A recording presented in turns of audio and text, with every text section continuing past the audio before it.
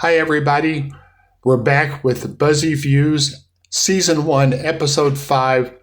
We're taping today on April the 5th, 2026. It's Easter Sunday. Happy Easter, everyone who celebrates Easter.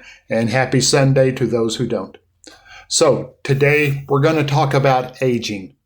It's a tried and true topic for people in our demographic, and mostly because once you get here, you can't believe this is where you are. Exactly. Yeah, it does require a huge seismic shift in the way we think about ourselves and the world and how we relate to both. And it's particularly timely right now because I'm 5 days away from being 70 freaking 2 years old. I don't know where 7 decades have gone, but here they went. They've come and gone.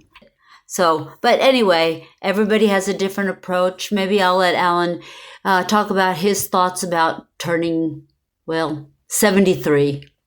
Well, my approach to birthdays is no matter when I have a birthday or what age I am, I immediately start thinking of myself as being the next age. So last year when I turned 72, in my head, I'm 73. This year when I turn 73, I'll immediately start thinking of myself as 74. Kind of cushions it a little bit. I think he just does it so people will say, wow, you don't look like you're 74. Right, because there's a big difference in 73 and 74.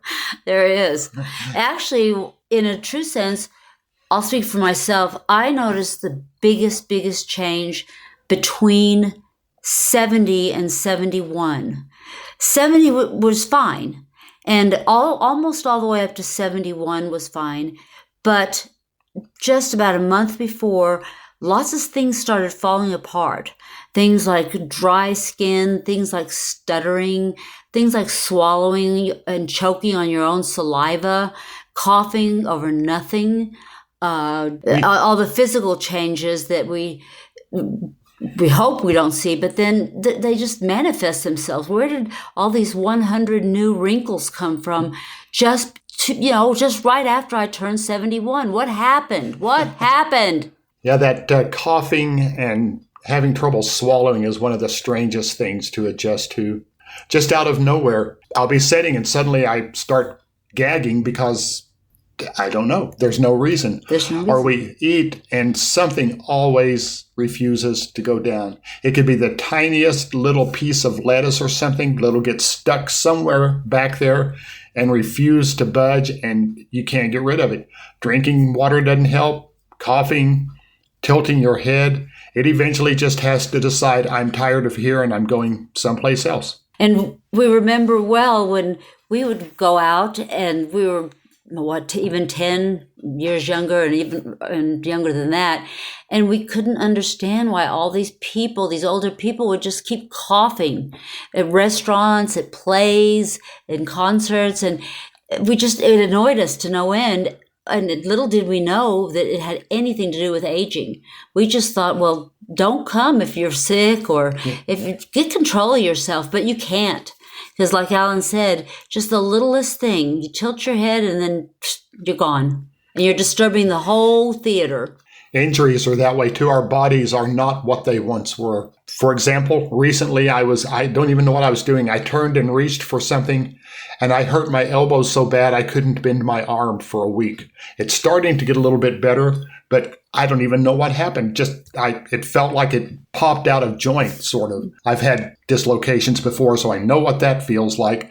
And this is very similar to that. It's almost like it stretched out and popped back in real fast for no reason. I wasn't even touching anything. I turned and reached for something. And out it went. I know there's no telling at all. There's so many possible reasons for these things. Okay, so did we pull a muscle? I've started noticing in my thumb, if I move my thumb a certain way, it hurts like heck. Somebody suggested, well, you've got arthritis. Oh, okay. I never even thought about that. I thought, well, I just sat on my thumb wrong. But you just start looking at all these ailments and commercials on TV for various medicines, especially during programs that more of the, let's say, non-millennial and below watch. And almost every commercial is for some kind of medicine that will help you with your aches and pains. Don't know what happened to the Doan's back pills. Do you remember those, Al? Yeah, when we were growing up, they had some pills for backaches called Doan's. I'm beginning to think it was probably just aspirin, and they just put the name Doan's so that they could charge $1 more. What do you think? I think it worked. What happened to the Doan's then? They are done. Oh. I don't know. The Doan's are done? It's like all those things we used, like BC powder for headaches. Oh, yeah. When was the last time you saw BC powder? And Geritol. Oh. Everybody used to buy Geritol, or we heard about it. What was that all about? Was it just vitamin B? What the heck was Geritol? It may be things we don't want to think about. It might be. It might have just been an iron supplement. But all of this is to say, when you're younger, there's none of this is on your horizon. You can't imagine these things. There's no way to prepare for them. And when you're, again, younger, and I say younger up to, say, 40s even, people say, if you keep doing whatever that is you were doing at that moment, it's going to come back when you're older. You're going to be sorry. Mm-hmm. And I don't know what I've done, but I'm definitely sorry for things. Yeah. And you said younger 40s. It's sad, but I think 50 sounds extremely young right now. Both Alan and I could have a 50-year-old, quote unquote, child. And that, my friend, is a dreaded thought. Yep. But I think by 50, even I was starting to understand that I wasn't getting younger. That's when it started. When I was in my 50s is when I started to realize, hey, I'm the old man here. For a lot of my life, I was somewhat unmotivated. And I just always thought, you just glide along. Life's okay. If I needed a job, I could find one. Although in my life, I've really only had 2 real ones. But I found them. But I realized when I was in my 50s that I wasn't the one anybody cared about anymore. Mm-hmm. Even at a job I'd had for several years, I became the one who was just the afterthought. Or the one that wouldn't stay long enough to merit promoting. I think it might be more that potential new bosses might think, well, if I promote this person, that person will start thinking about retirement soon. So let's get somebody younger that might stay put a little longer, and it'll be worth my time training. That's my thought. I'm not sure. That's a possibility, although I was far away from retirement when I quit having any notice or relevance.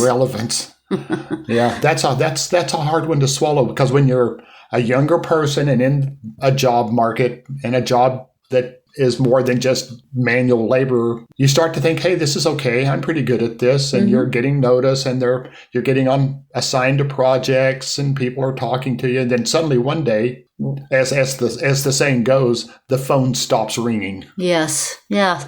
And then when you realize that happens, you really have to stop and adjust to that, because it's pretty depressing until you can wrap your brain around it. One thing I noticed when I lived in Santa Fe, it was an older group in general. Anyway, lots of retirees there, lots of people for whom 50 would be just a perfectly fine age to start a job. So when I moved there when I was 48, I had no trouble. But if I had been trying to find a brand new job here in Amarillo at that age, I don't think it would have been a lot more trouble. And not as good of a job. Not as good of a job either. But there are certain places you go. For example, I went to a place where they had contra dancing and swing dancing, and most of the people that were there were from St. John's College or other places. So essentially, they were in their 20s, maybe late 20s, and then here I am in my early 50s, feeling perfectly young at my job, but not so when it came time for asking someone to dance, or hoping someone would ask me to dance, because there were so many younger people to dance with. So yeah, and then you start to realize the other aspect of that back to the job thing, kind of, you realize everything you know is out of date. And that makes you feel out of date. Mm-hmm. And true. that, I remember I worked for a government agency. And after I'd worked there for about 5 years, somebody came and asked me about some stuff they wanted to do at home. I realized I had no clue how to answer their questions. I came from a more up-to-date environment where we were always on top with the newest items, trends, products, everything. And in the government, you're in a pretty static situation. Things change, not much, and very slowly. It's more incremental than big changes. Like any bureaucracy, Yeah. there's a lot of things that have to fall into And place. especially technology, because it costs a lot to implement new things, and you don't do it very often. Especially where you have to be allocated the money, have a plan, and do it. So it wasn't a regular thing, and you just realize.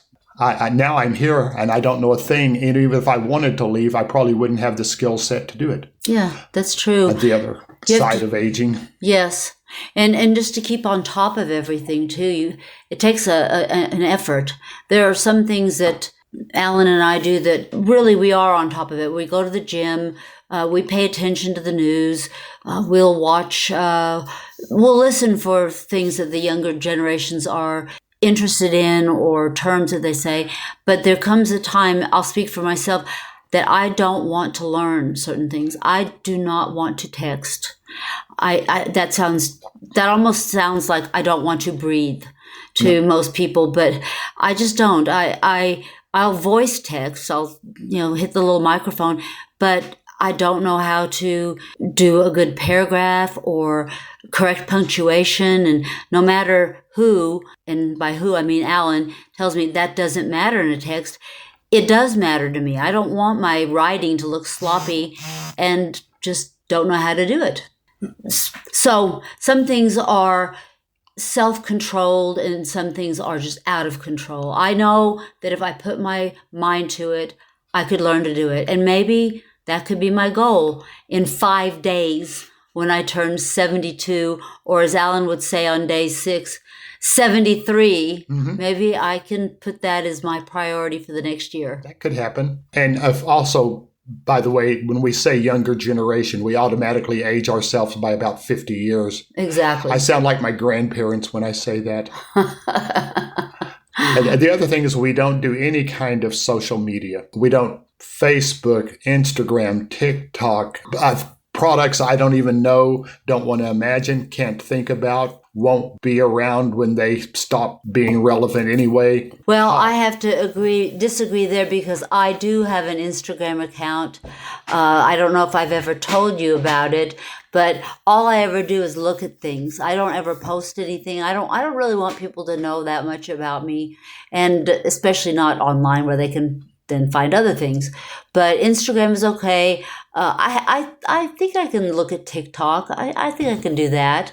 But about the highest tech or what we'll do, we do YouTube a lot. So we feel very comfortable with YouTube, which probably means that it's on its way out. Oh, yeah. It's going to die soon. I've seen Instagram before. You don't post as Buzzy Mom 54, do you? Would I tell anybody that? No. I don't want to bring the Buzzies into this. This is a calamity. No. They're probably more hip to the new technology than we are. They probably would be. So all this to say, you get older, things change. You don't always realize until after they've changed, of course, because the process of change isn't always noticeable. It's the effects of that change and through the course of the process, little milestones happen and you think, hey, it didn't used to be this way. Mm-hmm. I didn't used to dislocate my shoulder by opening a door. I didn't used to cough and get gagged watching TV while I just sit. Exactly. So you learn, you move on, you can't do anything about it. It's just hard to accept until you do. And at that point, you just say, well, hey, I'm older. That's it. And not to end on too negative a note, but I read a quote recently from a novel. Author's name is Al Smith, I believe. The quote was, whatever age you are, you still die young. So hopefully I haven't just put a big black piece of tar in somebody's Easter basket by saying that. No, because we always feel young. Yeah, we do. And that's the problem. Until you catch that weird reflection of yourself in a store window or a mirror that you didn't know was there, and just out of the corner of your eye, you see that strange person over there. Who is that? I used to know her. We still do. We're the Buzzies. We are. Bye. Happy Easter, everybody, or happy Sunday. So long.